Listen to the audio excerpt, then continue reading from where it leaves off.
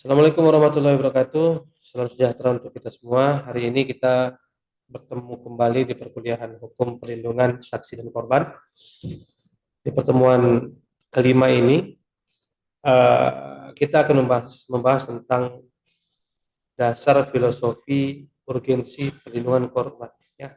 Dari bahasa urgensi berarti apa sih sebenarnya filosofi dasar daripada kepentingan untuk melindungi korban. Dalam hal ini adalah korban tindak pidana. Jadi di pertemuan sebelumnya kita sudah membahas tentang dasar filosofis, dasar yuridis, dan sosiologis yang menegaskan bahwa perlindungan saksi merupakan kebutuhan fundamental dalam sistem peradilan pidana. Bukan sekedar produk teknis, sehingga kalau sudah dikatakan fundamental berarti dasar daripada sistem peradilan pidana. Kemudian kawan-kawan semua, minggu lalu juga kita sudah membahas tentang agar kalian memahami perlindungan saksi yang mendasar, yang berakar dari nilai kemanusiaan, kemudian keadilan, hak asasi manusia, serta tanggung jawab negara dalam memastikan saksi dapat memberikan keterangan secara bebas, kemudian aman, dan tanpa intimidasi demi terwujudnya proses peradilan yang adil dan humanis. Jadi kalau bicara minggu lalu kita berbicara tentang kepentingan perlindungan yang diberikan kepada saksi, maka di pertemuan ini kita membahas tentang kepentingan perlindungan yang diberikan kepada korban. Adapun tujuan capaian pembelajaran kita yaitu agar kawan-kawan semua mampu sebagai mahasiswa untuk memahami materi dan konsep dasar filosofis kepentingan urgensivitas perlindungan korban. Ya, kemudian terkait pustaka ataupun referensi yang kita gunakan tidak berubah seperti yang minggu lalu juga. Nanti kawan-kawan bisa membaca dan saya harapkan sebahagian daripada referensi pustaka yang saya tuangkan di sini kawan-kawan dapat membelinya dan dapat memilikinya. Sebagai pendahuluan, materi ini membahas dan mengurai dasar pemikiran filosofis, yuridis, dan dan sosiologis yang menjadi landasan pentingnya perlindungan terhadap korban tindak pidana. Kemudian, perlindungan korban merupakan perwujudan nilai kemanusiaan dan keadilan sosial sebagaimana diamanatkan oleh Pancasila serta Undang-Undang Dasar 1945 yang merupakan bagian daripada upaya negara untuk menjamin pemulihan hak-hak korban secara menyeluruh. Jadi konteksnya sebenarnya korban ini yang merupakan korban tindak pidana sekarang arahnya sudah berubah, bukan lagi konteks pidana untuk sekedar menghukum atau memenjarakan si pelaku, tapi lebih kepada bagaimana memulihkan keadaan si korban seperti semula dan menegakkan hak-hak si korban secara menyeluruh. Dasar filosofis perlindungan korban. Yang pertama, korban adalah pihak yang menderita langsung secara fisik, psikis, sosial, serta ekonomi. Kemudian, dalam sistem hukum tradisional sering berfokus pada pelaku, korban ini terabaikan. Ya, inilah tradisional tadi yang saya sampaikan. Korban ini terabaikan dikarenakan lebih berfokus kepada untuk menghukum daripada si pelaku. Nah, ini yang keliru. Karena seyogyanya pandangan hari ini haruslah mengedepankan bagaimana keseimbangan antara memberikan perlindungan hukum terhadap si korban, baik dalam memulihkan keadaannya maupun memenuhi setiap hak-hak daripada si korban, selain daripada untuk menghukum si pelaku. Berakar dari penilaian ini, maka bersumber dari dua hal. Yang pertama, untuk kemanusiaan. Berkaitan dengan kemanusiaan adalah hak untuk aman dan bermartabat dalam menyampaikan keterangan serta dalam menyampaikan hal-hal yang berkaitan dengan tindak pidana. Kemudian yang berikutnya berdasarkan keadilan sosial. Nah, ini merupakan filsafah daripada negara kita, yaitu di sila kedua dan sila kelima. Kemudian dasar filosofis perlindungan korban yang ketiga adalah restoratif justice, menempatkan korban sebagai subjek utama yang harus dipulihkan, bukan menitik beratkan untuk menghukum si pelaku, tapi bagaimana membuat si korban ini pulih seluruhnya, bukan hanya pulih secara fisik maupun secara psikis, namun kerugian ekonomi yang timbul terhadap si korban itu harus dipulihkan. Itu sebenarnya daripada dasar penggunaan restoratif justice. Kemudian bagaimana sebenarnya landasan yuridis perlindungan korban secara filosofis? Itu tertuang di dalam Undang-Undang Dasar 1945 pada pasal 28G ayat 1 yang pada pokoknya menjelaskan tentang jaminan rasa aman dan perlindungan dari ancaman. Setiap korban haruslah terhindar dari intimidasi, terhindar dari yang namanya ancaman, sehingga dia terlindungi untuk menyampaikan keterangan-keterangan yang diperlukan untuk terangnya suatu peristiwa pidana, dikarenakan ia juga merupakan bagian daripada orang yang terdampak terhadap tindak pidana tersebut.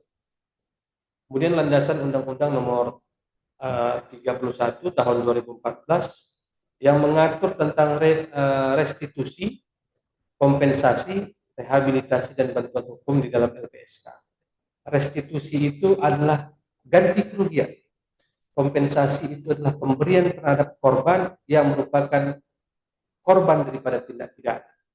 Kemudian rehabilitasi adalah perbaikan terhadap dirinya baik secara fisik maupun nama baik. KUHP juga mengatur tentang korban sebagai pelapor dan juga saksi, serta di dalam era globalisasi tertuang dalam deklarasi PBB tahun 1985 yang pada pokoknya menjelaskan tentang akses keadilan, kompensasi, dan dukungan bagi korban.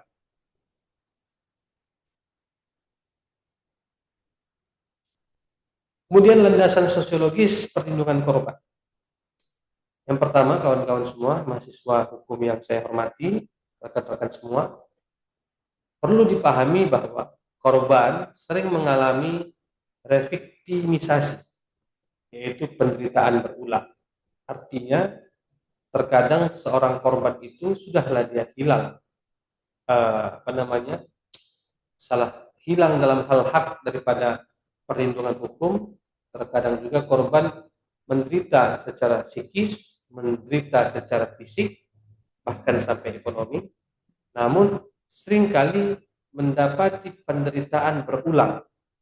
Sudahlah dia sebagai korban, namun juga dia harus mengeluarkan biaya yang tidak sedikit untuk penanganan perkara dia. Saya contohkan, walaupun ini tidak semua terjadi, namun paradigma yang timbul di tengah-tengah masyarakat adalah istilah kata hilangnya ayam, tapi yang habis lembu, kira-kira gitu. Hilangnya seekor ayam, begitu dia buat laporan terkait persoalan hukum yang dia alami, dia memiliki atau mencapai kerugian sampai kehilangan seolah-olah seharga sapi atau lembu. Nah, ini seringkali menjadi anekdot lah atau dogma yang terjadi di tengah-tengah masyarakat. Stigma sosial terhadap korban KDRT, kekerasan seksual, perdagangan orang. Nah, ini juga korban KDRT sudahlah dia korban, kemudian dikucilkan gitu kan. Itulah kau salah milih laki dan lain sebagainya. Kira-kira seperti itu.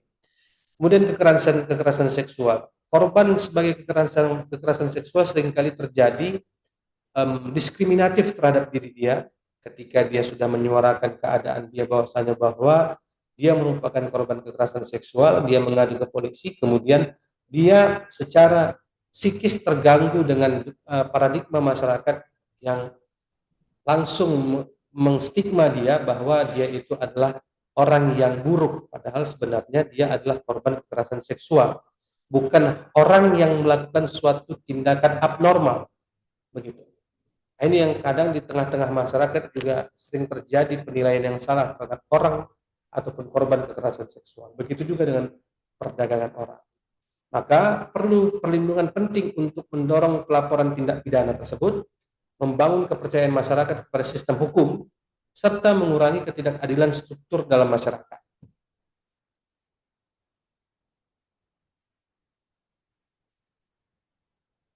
Kemudian perlindungan korban dalam keadilan restoratif justice atau restoratif yang berfokus pada pemulihan korban, bukan sekedar penghukuman terhadap pelaku, sehingga menurut ahli Howard Zehr yang menyatakan kejahatan sama dengan pelanggaran terhadap manusia dan relasi sosial. Korban berhak yang pertama untuk memintakan pemulihan fisik, psikis, dan sosial, serta partisipasi dalam proses penyelesaian sengketa, partisipasi dalam proses penyelesaian perkara yang didukung oleh regulasi Kapolri nomor 8 tahun 2021. Kemudian terkait implementasi di Indonesia, kawan-kawan semua, rekan-rekan mahasiswa semua, terkadang rendahnya pemahaman aparat mengenai hak korban serta keterbatasan kapasitas dan anggaran LPSK. Padahal sebenarnya lembaga ini sudah hadir di tengah-tengah masyarakat yang sebenarnya bisa dianggap sebagai officium nobile, atau istilah hukumnya seperti itu, atau disebut juga dengan pekerjaan yang mulia, tugas yang mulia. LPSK ini seperti bahasanya adalah seperti kepanjangannya adalah lembaga perlindungan saksi dan korban. Bagaimana seorang saksi tanpa intimidasi berhasil dan berani menyampaikan hal-hal yang dia rasa, dia lihat secara langsung terkait suatu peristiwa pidana. Begitu juga dengan korban. Seharusnya korban-korban seperti pelecehan seksual tidak lagi takut untuk menyuarakan kebenaran dikarenakan kekhawatiran akan terjadinya stigma buruk terhadap dirinya yang merupakan korban kekerasan seksual. Kemudian stigma sosial dan budaya menyalahkan korban. Ini seringkali. Walaupun kita pahami bahwa dialah sebenarnya korban, namun stigma masyarakat terkadang, apalagi di dalam korban kekerasan seksual, terkadang si korban ini dianggap ya penyebab utama, dikarenakan mohon maaf mungkin berpakaian terlalu terbuka sehingga mengundang seseorang yang tadinya tidak ada niat jahat, namun menganggap gara-gara berpakaian terbukanya si korban tadi menjadi kesempatan untuk melakukan tindak pidana, sehingga si korban seringkali disalahkan. Padahal hal ini bukanlah sesuatu yang harus dianggap salah, dikarenakan suatu tindak pidana memang benar. Walaupun dia terjadi suatu tindak pidana, bukan berarti terus menyalahkan sebab seseorang melakukan tindak pidana. Tapi tindak pidana tersebut terjadi karena perilaku daripada seseorang, atau disebut juga dengan actus rea. Nah, begitu juga dengan niat jahat, atau disebut juga dengan mens rea. Kemudian sinergi antar lembaga belum optimal. Acap kali terdapat ketidakoptimalan antar lembaga seperti LPSK maupun pengadilan, kejaksaan, sampai kepolisian. Jadi mungkin solusinya adalah memperkuat LPSK, memberikan edukasi kepada masyarakat, dan layanan berbasis komunitas. Jadi saya harap kawan-kawan semua pun dapat menyampaikan hal ini menjadi corong daripada pemberitaan dan pemberitahuan terkait dengan ilmu hukum yang berkaitan dengan lembaga perlindungan saksi dan korban. Kesimpulannya kawan-kawan, perlindungan korban berlandaskan nilai kemanusiaan, hukum nasional maupun internasional, serta kondisi sosial masyarakat. Dalam hal ini, negara wajib menjamin pemulihan korban sebagai bagian daripada keadilan substantif. Serta bagi kawan-kawan semua, rekan-rekan hukum, rekan-rekan mahasiswa hukum semua, diharapkan memahami pentingnya perlindungan korban sebagai pilar hukum pidana yang humanis, adil, dan berpihak pada pemulihan. Demikian kawan-kawan, sebagai evaluasi, ada 3 pertanyaan yang saya sampaikan kepada kawan-kawan semua. Yang pertama, jelaskan makna filosofis perlindungan korban.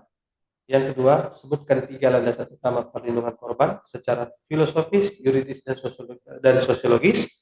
Kemudian yang ketiga, bagaimana peran keadilan restoratif dalam memulihkan korban. Di kawan-kawan dapat berdiskusi di ruang grup WhatsApp kita.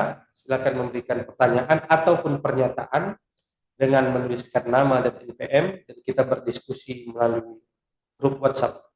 Walaupun video ini hanya sekedar video pembelajaran, tapi kita tetap dapat melakukan komunikasi dua arah, saling bertanya, saling berdiskusi di grup WhatsApp kita.